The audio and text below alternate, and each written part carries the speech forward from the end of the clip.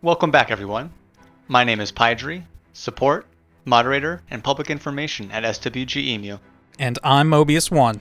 And we're here to host the second episode in the three-part series dedicated to the past, present, and future of the SWGEmu project. In this episode, we will be looking at how the staff of the project moved it forward from TA zoning in on a LAN server with his friends to the current status of the project, which nearly 100% emulates Star Wars Galaxies at Publish 14.1. Thanks, Pyjri, and thank you all for joining us again. In this episode, we are going to take a look at the development history of the project. The SWGEmu Core 3 repository to date has reached over 1 million lines of code, not including the 27,000 Lua files that make up the object templates and screenplays, but it had to start someplace. What you're seeing here is a visualization of the Core 3 unstable branch commit history after development began on the object Restructure, commonly referred to as the OR, in 2008. The first rendition of the SWGEmu project was referred to as Core 1 and was the culmination of the efforts of the original developers. Core 1 was highly unstable and had very little to no functionality. However, it did show that emulation was possible. During this time, the initial team of developers working on packet reversal and implementation to core server functionality were The Answer, Ramsey, Ultima, Xenocepher, Ant-Man, Ansel, Snow, Joker, and TMR.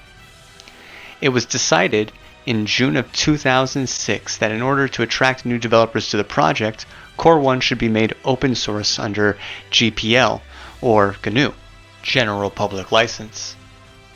Not long after moving to open source, it was realized that Core 1 had a variety of internal problems and ceased to be the primary focus of the team. Ant-Man privately started work on Core 2, but internal disagreements centered about direction sparked a division in the team, in which several developers, Snow, TMR, Xenocepher, and Ant-Man, left the project and started a separate project with a similar goal, called SWGEmu. Due to these events, work on Core 2 stopped, and the remaining development team began work on Core 3. Along with Core 3, a private MMO engine was developed specifically for the SWGEmu project by Oru and The Answer. The engine, used by SWGEmu, sets it apart from similar style projects. Development continued on Core 3, and being open source, the project attracted new talent as features were added. Nova, which is now generally referred to as Old Nova, was the first playtest server to go live at this point. By 2009, the SWGEmu staff had grown to nearly 60 volunteers, and while the community was happy to be playing on the first public SWGEmu server, it was riddled with bugs. Nor was the code ready to handle the player base. It was common that the server would deadlock, crash, or that players would be stuck in a rubber band box, which was coded in to prevent speed hacking. Even with the issues, the server commonly saw over 900 concurrent logins, and the staff ran bi-weekly Q&A sessions on IRC. The project was moving forward so quickly, in fact, that during this time, one staff member even confidently announced they would soon launch a test server never needing database wipes. It would be called Suncrusher. However, storms were on the horizon. By 2010, developers realized that Suncrusher was not possible as promised. In order to interact with the SOE client properly, they would have to restructure objects. This would require a massive revamp of the current Core 3. The developers knew that object restructure, or OR, would take a lot of time and effort to get to the point where it was playable. As a temporary measure to continue to grow the community and test the code, the SWGEmu team launched the Liberator server in January of 2011. Using the old Core 3 code with some added fun features of a custom Jedi system, the Liberator launch party and swoop race drew such a crowd the server quickly was unable to handle the amount of players that logged in. By early 2012, the Core 3 OR code was ready to begin public testing on the newly designated test center Nova. This is the same Nova that is up today and continues to be the primary test center for the project. Eventually, the OR code had reached a point in which the team decided it was ready to be the primary playtest server for the project. Liberator was taken offline and the alpha server Basilisk was born, launching only with vendors and the Warren. The goal for Basilisk was to release a major update each year until all features were implemented and version 14.1 accurate. It was also over this period of time that staff thought they could merge Jump to Lightspeed to Basilisk, and so it became part of the 14.1 milestone. Though they later reverted to their original mandate when it was realized that there would need to be major additions to the object tracking for space zones in order to handle proper spaceflight. Things weren't always rosy on Basilisk. With Publish 7 merging in 2015, there was a catastrophic loss of vendors because of an unforeseen issue caused by merging. As a result, players that had dropped vendors prior to 2015 lost both the vendor and everything on them. And in 2017, there was a major hard drive failure when Publish 9 was being merged, which caused weeks of downtime. Finally, the scourge of all successful MMOs, gold sellers. The EMU had grown in popularity enough that gold sellers were plaguing the project. Often tied to gold selling were multi-accounters. To that end, Lord Cater, who had taken over leadership of the project by then, wrote a series of programs, later known as the Eye of Sauron, or EOS, mixed universes, I know, that would begin to filter out those bad actors. This back-end tool system is still used by the team today and has only grown in its functionality. By 2019, players were asking for more consistent updates, and staff recognized that the development cycle could be accelerated to test out those last few hurdles. Specifically, there needed to be a complete revamp of the AI system, an octree data structure that could accommodate JTL, Jedi skills, both player and NPC, regions, and their spawn areas, and a loot revamp.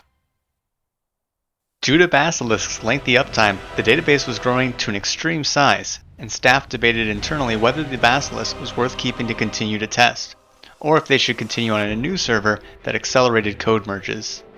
In some respects, that decision was made for them in 2020, when it was discovered that a small number of people were benefiting financially from a duplication hack in what became known as the Clone Wars. The integrity of the database was questionable, and the main reason to keep continuing on Basilisk vanished. The silver lining to this was that to combat this, Lord Cater implemented significantly increased functionality to Eye of Sauron, in the form of a robust database monitoring and tracking system.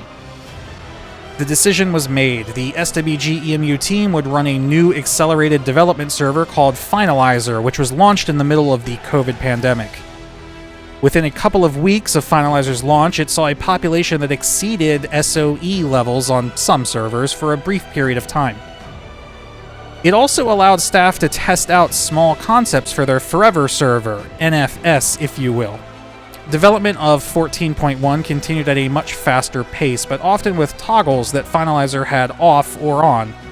Because the development cycle accelerated to near weekly, Eye of Sauron-backed data-driven analysis could quickly help shape the project goals for NFS. For example, Eye of Sauron-fueled leaderboards allowed the team to quickly realize that faction pets were causing credits to flood into the game and that PvE base clusters were a way of farming vast sums of credits and loot consequence-free. Because Finalizer wasn't constrained to exactly 14.1, these things were quickly altered and staff looked at the impact their altering made to the server. Over the 2+ years following, the launch of JTL has had major advancements due to the combined efforts of Ryuz, The Answer, Phoenix, Hakri, Lord Cater, and Smokey. It had gotten to the point where it was possible to merge the JTL code into Finalizer, where it runs today with JTL disabled until it is ready for further testing. The full 14.1 regions were implemented, AI went through a vast efficiency upgrade with a full range of 14.1 abilities, and finally the last stages of the ground game were completed. Wait, did you just say the ground game was completed? That's what the script says. Oh, wait, there's another page. The SWGEmu staff are pleased to officially announce that the project has reached the 1.0 milestone.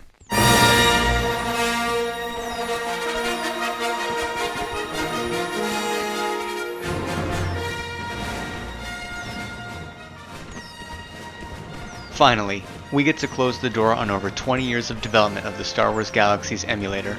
It has been running many times longer than Live Pre-CU did due to the hard work by contributors, testers, support staff, and of course, the community.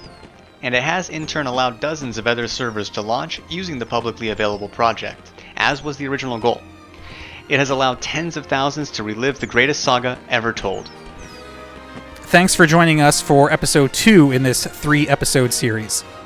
In our third and final episode, we'll take a look at what the SWGEmu team has planned for the future now that the project is complete.